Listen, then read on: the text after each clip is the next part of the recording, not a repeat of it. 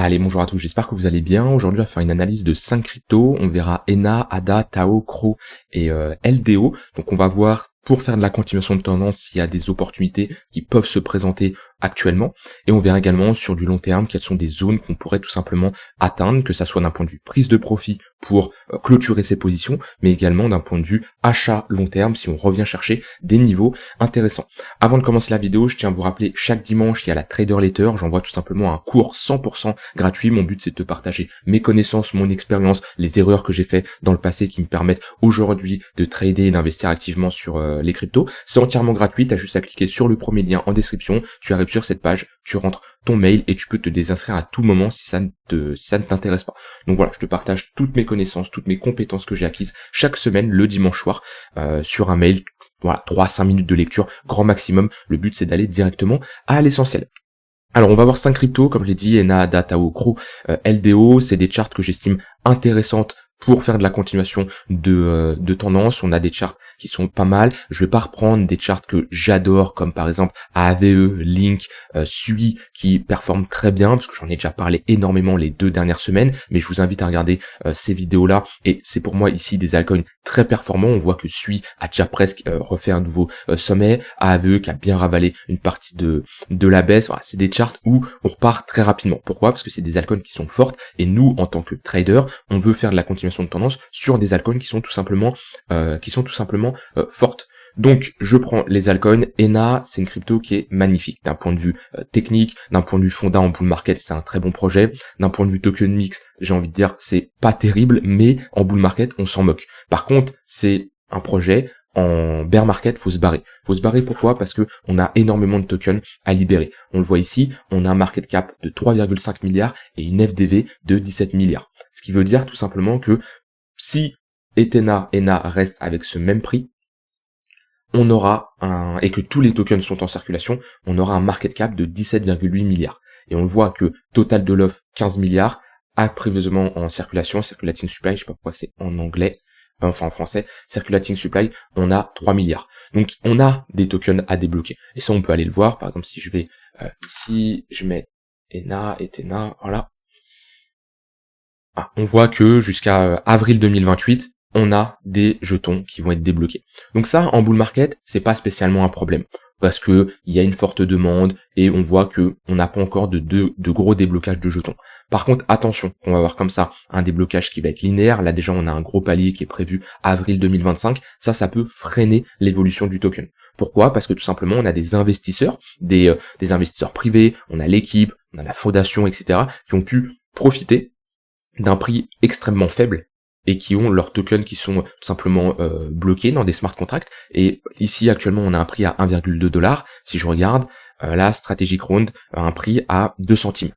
Donc, automatiquement, on voit que ils ont un vesting qui dure sur une période, sauf que ces jetons vont être débloqués, ils sont sur un gain qui est tellement énorme que automatiquement, mettez-vous à leur place, ils vont prendre des profits. Et ça peut impacter le prix. Comme je dis, en bull market, c'est pas choquant, et beaucoup de projets comme ça qui ont des déblocages de jetons qui vont arriver dans les prochaines années performent en bull market. Par contre, quand on rentre en bear market, attention, c'est des projets qui vont prendre extrêmement cher. Donc ça, il y en a pas mal, des projets comme ça qui se sont lancés récemment. Je pense à beaucoup de Layer 2 qui sont arrivés ces derniers mois, du Arbitrum, du Optimism, du Starknet, etc. Et on en a d'autres, des projets comme ça. Donc soyez méfiants là-dessus. Par contre, ENA, c'est un cas d'école concret sur l'évolution d'une charte, où on a tout simplement un projet assez jeune qui se lance. On a ici un top de marché assez rapidement. Donc j'ai pas envie de dire c'est un retournement de tendance parce qu'on n'était même pas spécialement dans une tendance haussière, mais on voit que on passe en tout cas dans une dynamique qui est baissière. Et c'est là quand vous avez comme ça une charte qui est jeune avec très peu d'historique. Il me semble que même si je vais sur Coin Market Cap, prix, all, ouais, on est bien arrivé, 6 avril, c'est bien ça. Donc quand on a une charte comme ça qui est jeune, faut patienter. Faut pas chercher à se positionner. Soit vous avez une vraie conviction d'un point de vue fondat, et vous dites, ok, ça, ce projet, c'est vraiment le futur, et je le vois pas trop perdre de la valeur. D'un point de vue market cap, il est sous-évalué, voire bien évalué, et je le vois vraiment aller à la hausse. Mais là, c'est purement d'un point de vue fondat.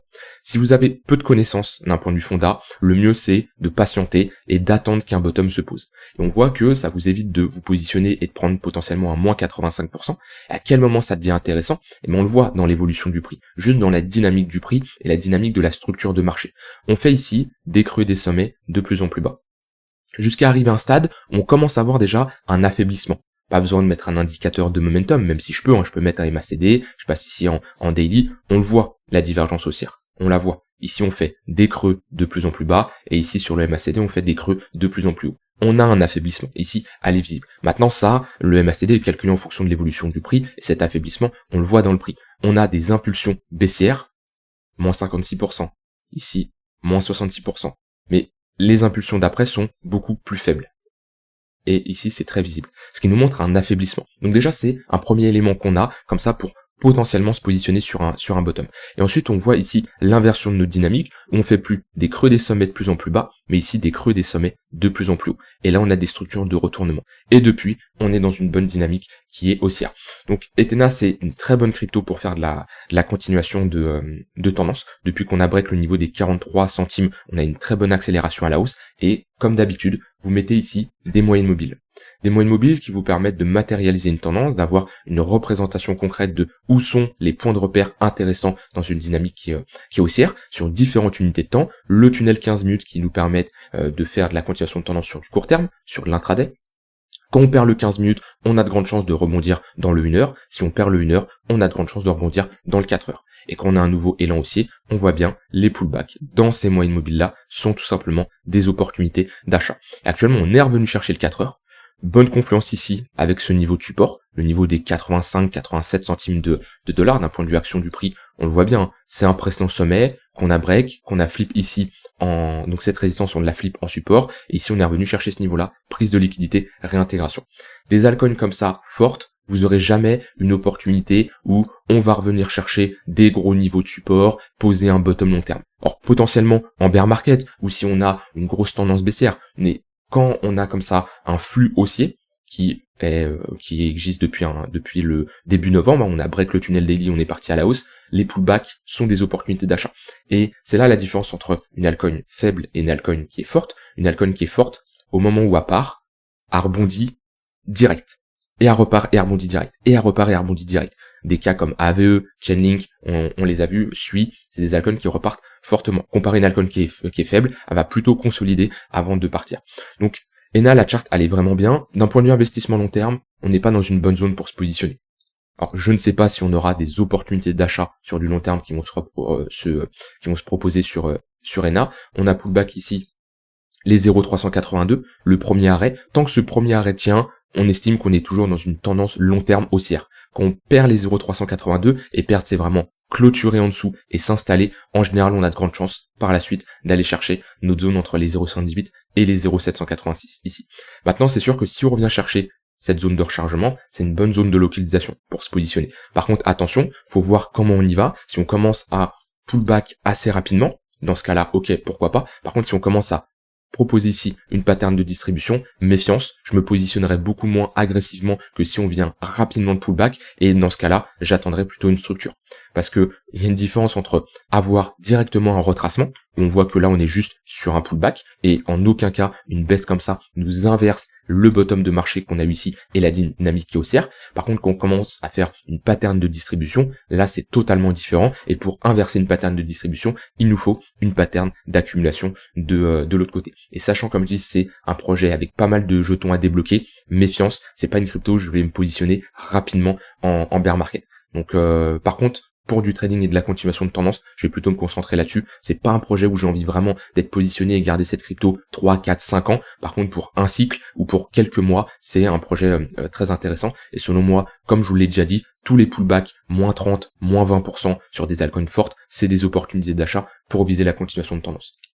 Donc vous mettez simplement des moyennes mobiles. Pour ceux qui se demandent, vous pouvez récupérer cet indicateur en marquant Multime Frame Vegas, Tunnel et Pivot. Ensuite, c'est tout simplement une représentation avec ici des moyennes mobiles. Et tant qu'on a un 1 heure qui est au-dessus du 4 heures, on est dans une dynamique moyen terme haussière. Quand on commence à avoir un 1 heure qui passe sous le 4 heures, bah là on peut se dire, ok, la tendance est baissière. Jusqu'à qu'on a un 1 heure qui repasse à la hausse, qui nous montre que on inverse potentiellement notre dynamique qui est baissière.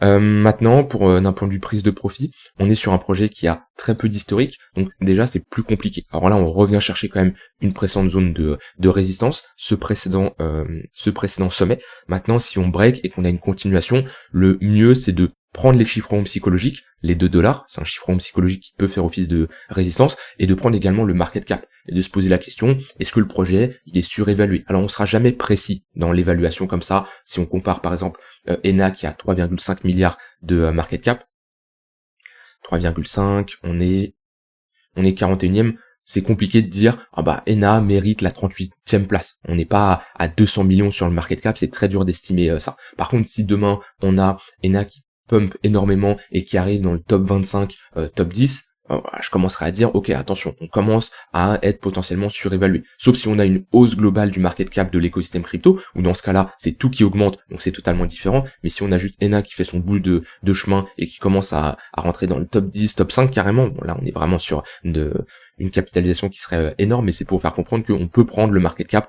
pour voir si on est sous-évalué ou surévalué. Donc chiffron psychologique, le market cap, puis après il faut regarder la structure de marché. Lorsqu'on arrivera dans une phase où on va avoir un affaiblissement, un break des précédents creux, on va avoir des sommets qui vont être de plus en plus bas, là on pourra s'inquiéter et se dire ok attention, on est potentiellement en train de se retourner. Vous voyez, si là actuellement on se fait rejeter, on commence à faire quelque chose comme ça, et on perd ce niveau-là, bah ça c'est une structure de retournement. C'est une structure de retournement, pas spécialement on va aller chercher les 10 centimes de dollars, mais on pourrait corriger, revenir chercher par exemple notre zone de rechargement long terme et repartir. Mais il faut vraiment observer la dynamique, comment elle se comporte. Pour le moment, les creux sont de plus en plus hauts. Si on commence par contre à se faire rejeter et faire des sommets de plus en plus bas, là il faudra clairement réduire son exposition et potentiellement se barrer. En tout cas, ENA, une crypto que je surveille depuis un moment, que je travaille sur l'intraday. J'ai pas pu me positionner ici, je jouais le breakout et le pullback, mais j'ai pas eu de pullback, donc le cours est parti. Par contre, sur du court terme, c'est une altcoin que j'aime bien trader. ADA, alors la chart, elle est en daily, attention, par contre en weekly, très intéressante. Pourquoi en weekly très intéressante? Parce qu'on est sorti de cette phase de latéralisation, on était bloqué entre deux bornes depuis un moment, ouais, on voit bien, ici gros phase de range, si je mets un volume profile, on a ici techniquement un déplacement de la valeur. On est tout simplement sorti de notre value area high, et voilà, on a ici notre value area, ça c'est un gros bottom long terme. Techniquement, quand on a comme ça des clôtures monthly, voire même trimestrielles, c'est des structures en W. En général, les creux, les points le plus bas, il y a de très très faibles chances de ne jamais, enfin de très fortes chances plutôt, de ne jamais les revisiter. De la même façon, où là on a proposé une pattern de retournement, au moment où on est parti, on voit qu'on n'est jamais revenu chercher ces creux-là. Donc déjà, ici, on a une pattern qui nous montre que dans cette zone-là, la demande a été supérieure à l'offre. Et ça, c'est des patterns de bottom long terme. Techniquement, comme je dis, on revisite très rarement, voire jamais, les creux. Maintenant, ce que j'aime bien, c'est qu'on est venu pullback, cette ligne de coup. On le voit bien, on est venu parfaitement pullback ici la ligne de coup, et on a eu un rejet assez brutal. Maintenant, on consolide rapidement sur résistance, parce qu'on voit que là, on a notre pattern de distribution. Et le bas de notre distribution, elle est ici, et c'est là où on s'est fait parfaitement rejeté. Donc on voit qu'on a un niveau de support assez rapidement au niveau des 80 centimes de dollars et un niveau de résistance également juste au-dessus au niveau des 1,2. Pour moi ici c'est la grosse résistance à passer. Si ADA commence à réintégrer et vraiment avoir de l'acceptation au-dessus de ce niveau-là, c'est direction notre zone de rechargement. De mémoire, on avait une bonne confluence dans notre zone de rechargement. Ouais, on a cette zone de résistance qui va être intéressante au niveau du précédent sommet, plus les 0,118. Le niveau là, c'est plutôt une grosse résistance, là, c'est plutôt une grosse zone d'intervention. De toute façon, il faut savoir que les supports et les résistances, c'est jamais au dollar près, c'est une zone. Et ouais, là, on a une grosse zone entre les 2 et les 2,3 dollars sur ADA. Ça peut être une très bonne zone pour prendre des profits. Donc déjà, pour quelqu'un qui s'est positionné, par exemple, sur les 25 centimes, quand on vient chercher comme ça les 0,382, cette zone de résistance, on est déjà quand même sur un x4. Donc ça peut être un bon niveau, une bonne zone pour réduire son exposition et prendre des profits. Et si on break ce niveau-là, qu'on va chercher les 2 dollars, chiffron psychologique, 0,118, une zone où on a également pas mal travaillé, ça peut être également un niveau pour réduire à nouveau son exposition. Maintenant, en daily, En weekly, c'est parfait, le fait de venir pullback. Maintenant, en daily, ce que j'aime un peu moins, c'est comparer à des charts comme, par exemple, si je prends ENA, vous voyez, en daily, on revient chercher le précédent creux, on ne clôture pas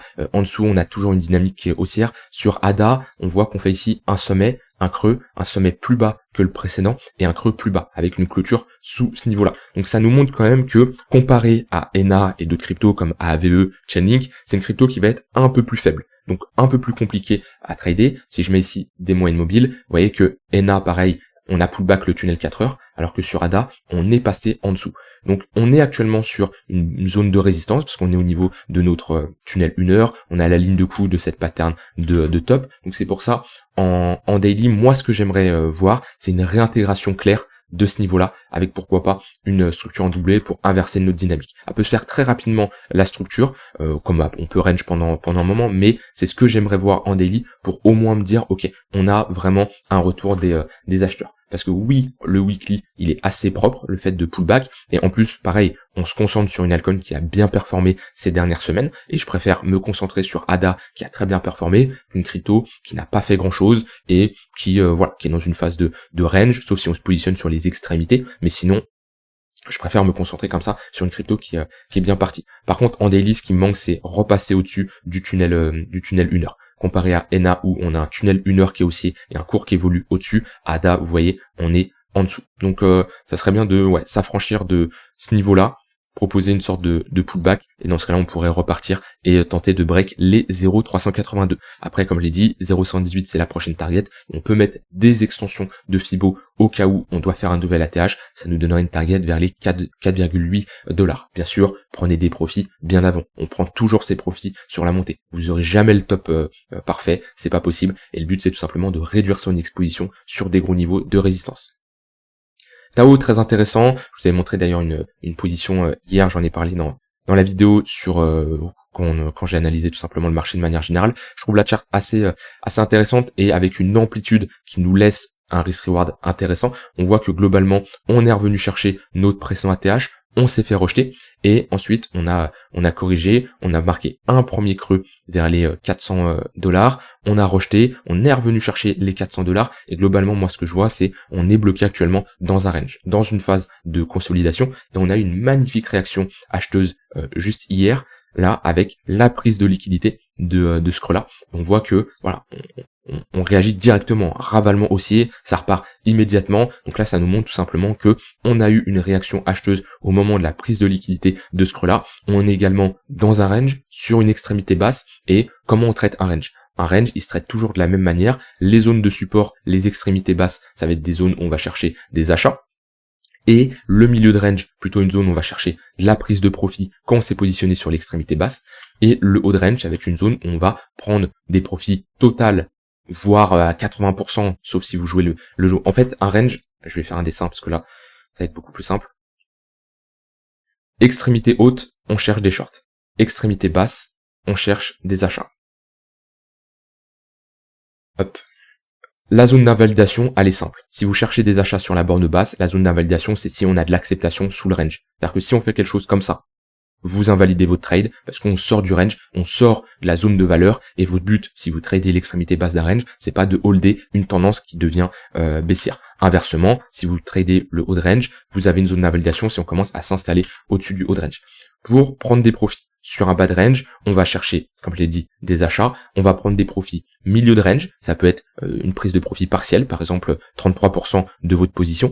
Haut de range, pareil, ça peut être une prise de profit partielle ou totale de la position si vous tradez uniquement le range. Donc ici, soit vous avez le reste, 67%, ou soit vous dites, ok, ici, je clôture, allez, on va dire 50%, 40%, et à la fin, vous gardez 20% d'exposition. Et les 20% d'exposition, c'est au cas où on a un break du range pour profiter et d'avoir un très bon prix d'entrée dans une tendance qui va se poursuivre. Et vous pouvez tout simplement garder cette petite exposition pour jouer le breakout. Maintenant, ça doit être une faible exposition parce que dans un range, l'extrémité haute, on a plus de chances de se faire rejeter. Et inversement, dans une dynamique ici où on va plutôt chercher des shorts sur la borne haute, pareil, on va clôturer une partie de son exposition sur le milieu de range, une autre partie sur le bas de range, et soit on clôture la totalité, soit on laisse courir une partie. Ce qui est important, c'est de prendre le range par quoi il est précédé. Si notre range est précédé par une dynamique qui est baissière, il a plus de chances de break par le bas. Donc ça peut vous aider sur votre prise de profit. Est-ce que vous laissez courir et vous jouez le break du range, ou est-ce que vous clôturez totalement? Par exemple, si moi je cherche ici des achats dans un range précédé par une dynamique baissière, sachant que j'ai plus de chances d'avoir une continuation à la baisse, je vais plutôt prendre mes profits total sur l'extrémité haute. Par contre, si j'ai pris un short, et ben je peux jouer le break et jouer la continuation de la tendance initiale qui était baissière. Donc voilà globalement comment on cherche à se positionner sur un range. Et ici Tao, c'est l'exemple parfait. On revient chercher l'extrémité basse. On a ici une réaction qui est directement acheteuse sur la borne basse, et les objectifs en cas de retracement. On a le poke. En général, le poke, il se situe très souvent au niveau des 0,5% d'un range. Si je mets ici nos 0,5%, vous voyez, on est très proche des 0,5. C'est pas le cas tout le temps, mais dans une majorité des ranges, le poke sera à 50%. Donc très bonne zone ici le poke pour alléger et clôturer une partie de son exposition quand on s'est positionné sur une extrémité basse. Et ensuite, sinon, on a le haut de range. À partir du moment où on passe la value area high, on peut estimer qu'on est sur un haut de range. Donc voilà, Tao, très bonne réaction. C'est pas l'altcoin la plus forte sur les derniers jours, mais on revient chercher un niveau d'intérêt très intéressant. Maintenant, on est dans un range, donc pareil, l'extrémité haute, une bonne zone pour alléger. Si on doit aller plus bas, il y a le niveau des $350 qui est un niveau de support. On voit bien, niveau qui faisait office de résistance. Là, on a un triple bottom. Si on revient chercher ce niveau-là, c'est un bon niveau. Par contre, vraiment pour du long terme, ce niveau doit être tenu. Si sur Tao on commence à perdre les $215, ça serait vraiment pas bon et on serait sur une plus grosse correction et il faudrait mettre du temps selon moi avant de pouvoir repartir. Si par contre on fait un nouvel ATH, je vais mettre des extensions, on aurait une target réaliste entre les $1157 et les $1392, ce qui nous ferait un x2 sur le prix. Si je regarde le market cap, ça nous ferait un market cap à peu près de 7 milliards de market cap. Selon moi, ce n'est pas impossible d'aller... c'est une target réaliste. On n'est pas sur des targets totalement impossibles. Donc ça nous ferait un market cap vers les 7 milliards. On serait à peu près dans le top 25. Donc Tao a clairement le potentiel d'aller chercher ces niveaux-là. C'est là l'importance de regarder les extensions de Fibo, mais également de voir le market cap, ce que ça nous donne. Par exemple, quand je prends des tokens comme Philcoin qui ont de forts déblocages de jetons et qui ont limite un market cap qui est presque en ATH. Si je regarde ici, là ce petit aparté, j'analyse pas Phil, mais c'est pour vous expliquer. Vous voyez le prix, vous voyez le market cap. Il y a une totale différence. C'est-à-dire que là le market cap qui a à peu près 4 milliards, on a un ATH à 10 milliards, on est sur un x2. Allez, x3 vraiment si on veut prendre large. Mais quand je regarde le prix, on a un prix à 180, et là on a un prix à 5. Vous voyez la différence? Et ça, c'est des tokens où si on commence à mettre des retracements de Fibo et se dire, ok, ce token-là, il a une target de prix à $383, ben non, c'est parce que ça donne un market cap qui est ici impossible. Ouais, on peut faire le calcul. Hein. Le calcul, il est assez simple. Hein. Je prends une calculatrice, je fais 383 divisé par 5, ce qui nous donne une performance de x76 pour retourner à l'ATH. Hein. Vous voyez, 5 fois 76, ça nous donne l'ATH. Donc ça veut dire qu'il nous faut une performance sur le market cap d'un x76. Ici, faut qu'on fasse, 3,5, 3,25 x 76. Ça nous donne un market cap de 247 milliards. Est-ce que c'est réaliste d'avoir un market cap de 247 milliards? Non, c'est pas réaliste. Et c'est pour ça, c'est vraiment important de regarder le market cap qui est indiqué et de voir l'évolution également du prix. Et qu'on a comme ça de forts déblocages, on peut aller le voir ici sur Exchange Broker si je mets Philcoin. Hop. Ouais, 2018, ouais, le déblocage de jetons qui est énorme. Donc ça a un impact. Et c'est pour ça, on ne garde pas un token qui doit avoir de forts déblocages en bear market. Parce que sinon, il se passe ça.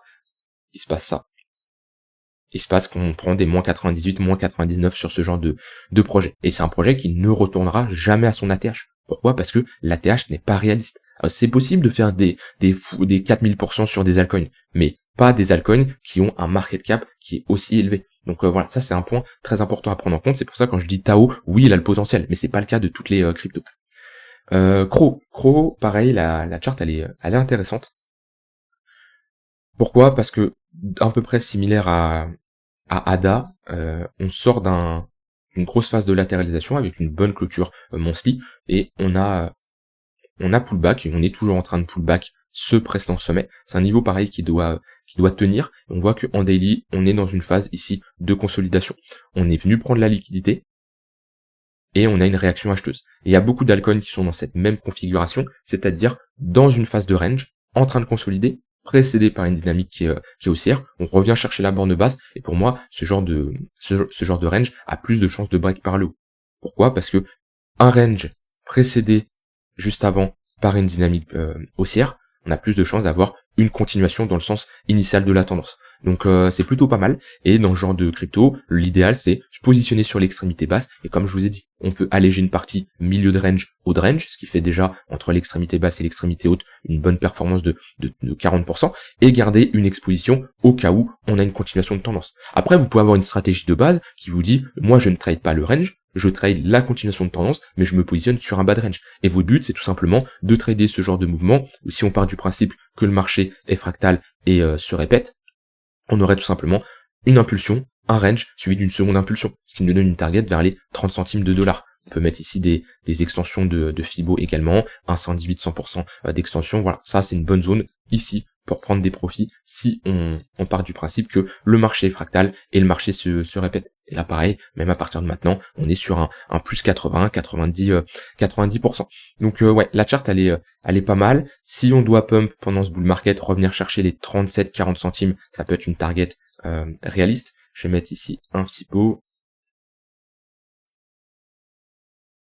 Voilà, on est sur les 0,382, chiffron psychologique des 40 centimes, précédente zone ici de range, donc on a des acheteurs qui sont bloqués à l'intérieur de ce range là, ce qui peut être une porte de sortie pour eux, c'est pour ça qu'on peut avoir du mal ici à passer. C'est ouais, c'est un bon niveau. On ferait un x2 à partir de maintenant sur le prix, ça nous donnerait quoi d'un point de vue market cap?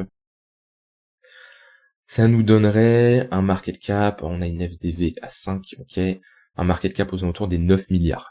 9 milliards, ça commence à faire un peu beaucoup, selon moi, pour ce genre de projet. On serait proche d'un Bitcoin Cash, etc. Uniswap. Maintenant, pareil, faut voir de la manière on y va. Est-ce que il y a une hausse globale de l'écosystème crypto d'un point de vue market cap? Donc, on a simplement la capitalisation totale des cryptos qui augmente. Dans ce cas-là, Crow reste à son positionnement 32e, mais un market cap qui augmente. Ou est-ce que Crow augmente toute seule de son côté et va atteindre son top 20 ici. Là, c'est totalement différent. Mais ouais, pour moi, il y a un momentum, il y a un flux, la charte est haussière. Par contre, j'ai du mal à voir ce genre de projet rentrer dans le top 20, top 15 CoinMarketCap, selon moi. Maintenant, on peut toujours avoir des excès, mais pour de la continuation de tendance, c'est plutôt pas mal, avec, comme je l'ai dit, une bonne zone de prise de profit vers les 40 centimes de dollars. Et je termine par LDO. Pareil, la chart, on est revenu pullback à un niveau intéressant. Alors, on est dans un gros range. C'est pas la crypto la plus forte, même d'un point de vue amplitude. Si je prends le point le plus bas au point le plus haut, si on est quand même sur un plus de 150%. Mais on voit qu'on est dans une grosse phase de consolidation, il me semble. Est-ce que j'ai plus d'historique? J'ai plus d'historique. On va prendre cette chart là, ça va être beaucoup mieux. Mais globalement, on le voit, notre grosse phase ici de latéralisation. On est dans un gros range. Maintenant, c'est pas un problème de trader des gros ranges si on a quand même une bonne amplitude. Et ici, on est venu pullback à un niveau très intéressant. On s'est fait rejeter. En fait, on est revenu chercher, on a pullback ici la ligne de coup de cette pattern d'accumulation. On voit ici, on a une structure en W. On a une première ici, une seconde ici, ça part et on pullback la ligne de coup avec un rejet violent. Et ça, pour ceux qui cherchent à se positionner sur des retracements, prenez les patterns en W, en weekly. Si on revient au pullback hyper fort, c'est une bonne zone pour se positionner. Et il y a une différence entre ce type de pullback et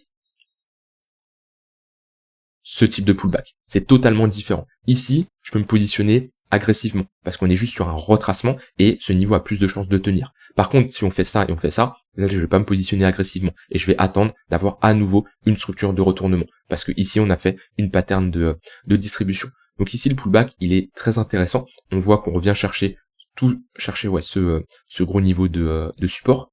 Et vous voyez, comparé à ADA, qui, elle, a structuré un top, ici, sommet creux, sommet de plus en plus bas, l'IDO, c'est différent. On voit qu'on n'a pas clôturé sous cette mèche. Et on a une prise de liquidité, réintégration. Donc là-dessus, c'est plutôt pas mal. Maintenant, c'est pas non plus l'altcoin la plus forte. On voit que comparé à des NA qui sont au-dessus de leur moyenne mobile, là, on a pullback le tunnel daily, d'ailleurs qui faisait office de résistance depuis un moment. On le break, on le pullback. Ce qui serait bien, ça serait de s'affranchir du niveau d'à peu près 1,90$. Si on commence à repasser au-dessus, on serait sur un retracement assez intéressant. On passerait au-dessus des moyennes mobiles court moyen terme, hein, le tunnel 1 heure, le tunnel 4 heures, et pour moi on pourrait repartir dans son élan aussi. Mais ouais, ici vous voyez, grosse phase d'accumulation, le fait de revenir pullback, c'est une charte qui est plutôt pas mal. Maintenant, pareil, si je regarde d'un point de vue market cap, juste voir où on en est. 69e. Ok, 69e, 1,6 milliard. Même déjà si on retourne chercher l'extrémité haute, si on fait, on serait sur un x2.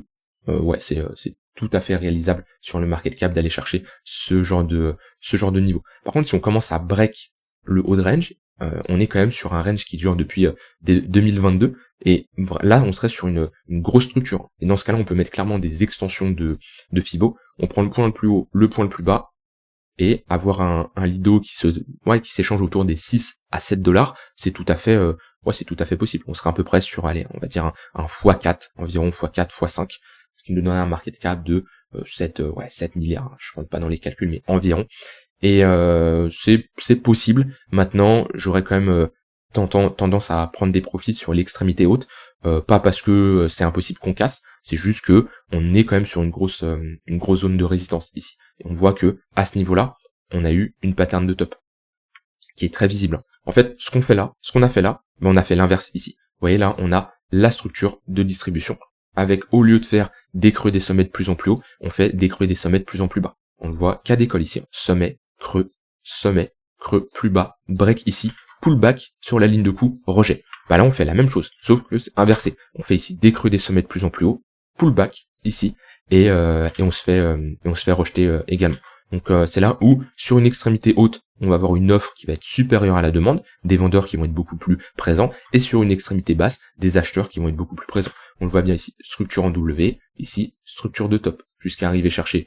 Voilà, on n'était pas sur le bad range, mais pas loin, structure en W à nouveau. Donc cherchez toujours à vous positionner comme ça sur les extrémités, mais pareil, le pullback ici, il est plutôt pas mal. Ça vaut pas un Chainlink, un AVE, un NA qui est magnifique à trader sur du court moyen terme, mais déjà pour moi, c'est une réaction assez intéressante pour les prochains jours.